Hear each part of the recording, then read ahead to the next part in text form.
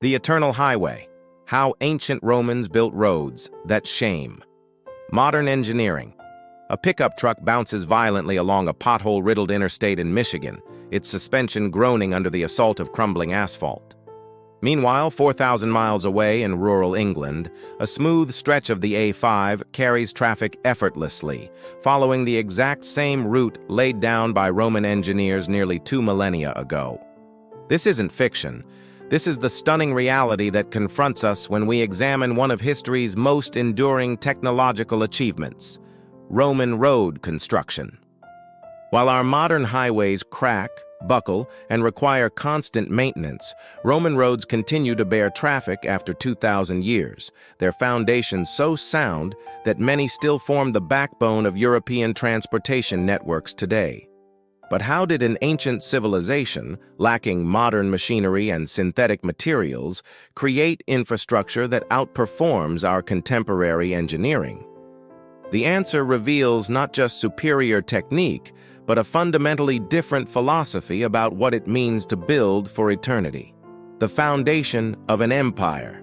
When Roman surveyors first approached a construction site, they didn't think in terms of decades, they planned for centuries.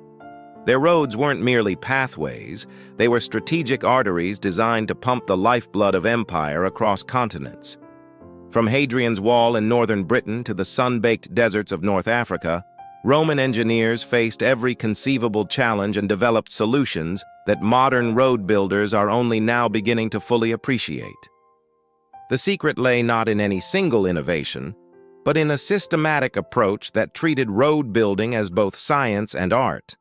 Roman engineers understood that a road was only as strong as its weakest component, leading them to develop construction methods that addressed every layer, every joint, and every potential point of failure with meticulous precision. Consider the Via Appia, begun in 312 BCE and stretching 350 miles from Rome to the port city of Brindisi. Today, significant portions remain not just intact, but actively used by modern traffic. The original polygonal stone blocks, fitted together without mortar using a technique called opus polygonale, still provide a riding surface smoother than many contemporary highways. The four-layer revolution. The genius of Roman road construction lay in its foundational philosophy. Build from the ground up with multiple layers, each serving a specific engineering purpose. Where modern road construction typically involves laying asphalt over a prepared base, Roman engineers created a four-layer system that distributed weight, managed drainage, and provided unmatched durability. The process began with the statumen, a foundation layer of large stones, carefully arranged to create a stable base. Above this came the rudus, a layer of broken stones and gravel mixed with lime mortar, followed by the nucleus, a carefully graded layer of smaller stones and sand. Finally, the surface layer, the summum dorsum, consisted of precisely fitted stone blocks, each one shaped by skilled craftsmen to interlock perfectly with its neighbors. This wasn't mere trial and error. Roman engineers had developed sophisticated understanding of load distribution, drainage, and material science.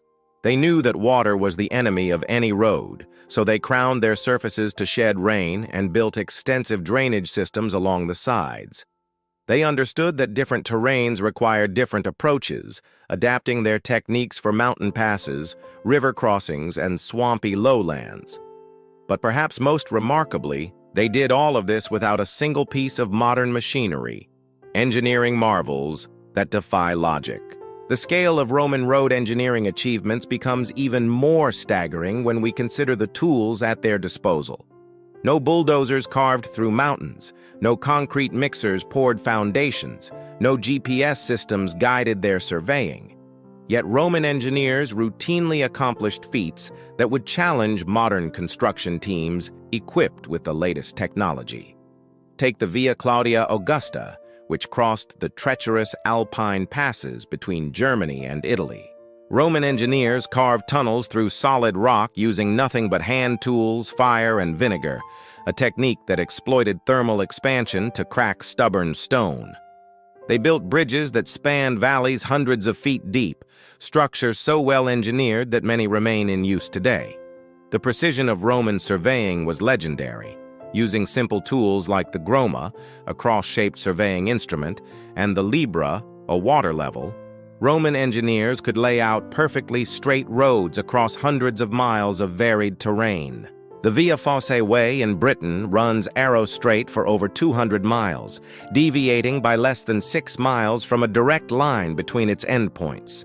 This precision wasn't merely aesthetic. Straight roads minimized travel time, reduced maintenance requirements, and demonstrated Roman power to conquered peoples. When Celtic tribes saw roads that cut through their ancient landscapes with geometric perfection, they understood they faced a civilization with capabilities far beyond their own. The materials science revolution. Modern chemists studying Roman concrete have uncovered secrets that took nearly 2,000 years to rediscover. Roman engineers didn't just use any limestone for their mortar, they developed specific mixes using volcanic ash from Mount Vesuvius, creating a concrete that actually grew stronger over time when exposed to seawater. This hydraulic concrete, known as opus caementicium, contained pozzolan, a volcanic ash that reacted with lime and seawater to form durable compounds. While modern concrete degrades in marine environments, Roman harbor structures like those at Caesarea Maritima remain solid after 2 millennia of wave action.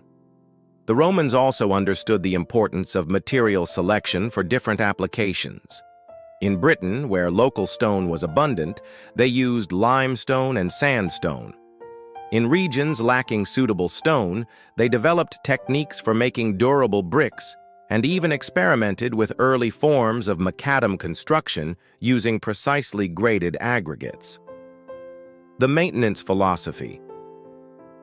Perhaps the most crucial difference between Roman and modern road construction lay not in initial building techniques, but in maintenance philosophy.